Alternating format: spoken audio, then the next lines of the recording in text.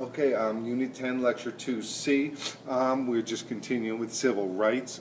The first boycott I wanted to talk about, we're talking about nonviolent protest. Nonviolence is a means of achieving an end. So the first boycott we talk about is in Montgomery, Alabama, by the NAACP, and the newly formed group, the SCLC, Southern Christian Leadership Council.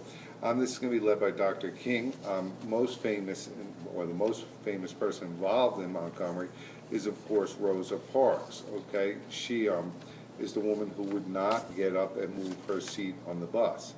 Okay, so Rosa Parks, what's important to realize is she was an activist. This was planned. It doesn't lessen the courage necessary or the impact that it has, but she was an NAACP activist, and the whole event was planned, all right? So when she's arrested, they boycott the buses. African Americans refuse to use the buses. They make up the large majority of the customer and client base of the bus companies.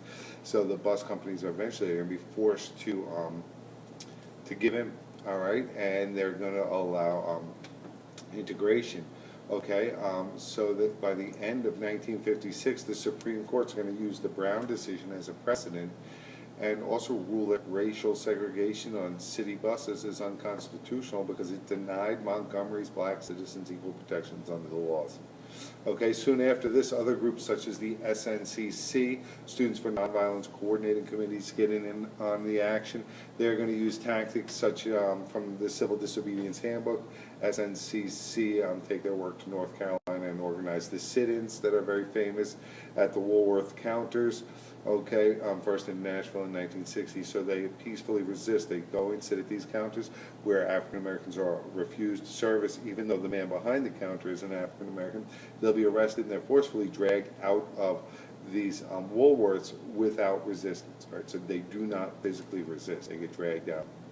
Okay, so as soon as the public is made more and more aware of these with the new mass media, okay, they're going to become more and more sympathetic to the cause of African Americans in the South, especially Northerners, all right? And they're going to come down and start joining the movement.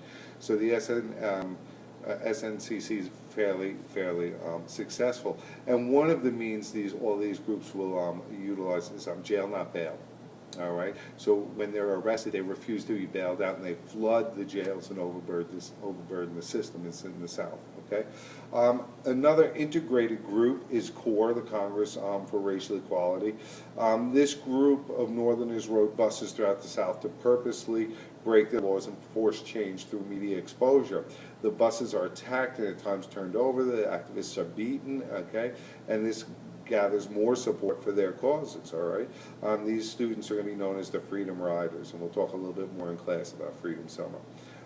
The Selma March is another famous event, okay? March for Voting Rights in Selma, Alabama. I think we'll watch a brief clip on that in class, okay? So you should be aware of that. Lots and lots of actions taking place throughout the whole South, reliant on nonviolence, all right? So during the civil rights movement of the 50s and 60s, African Americans worked through the federal court system and used mass protest to reshape American public opinion and secure the passage of federal civil rights legislation. Historians generally consider the 1954 Brown versus Board case to be the date when, when it really takes off, okay? When the modern civil rights movement really takes off. We said it starts with the Executive Act 9981, and it takes off with Brown versus the Board of Education, okay? And it's going to really, we're going to see this at this point when Martin Luther King Jr. is going to gain national television coverage and really take a leadership role in the movement. Okay, in August 1963, all major civil rights organizations planned a march on Washington, okay, to lobby, which is influence Congress to pass civil rights legislation. So we'll see approximately 250,000, 250,000 Americans, both black and white, attend this day-long event. And this is the time when Dr. Martin Luther King Jr. gives his famous speech, the I Have a Dream speech, which we'll look at in class, and inspired millions of Americans and became the national leader of the civil rights movement, okay? And we'll go into that later. That's the end of Civil Rights Lecture C.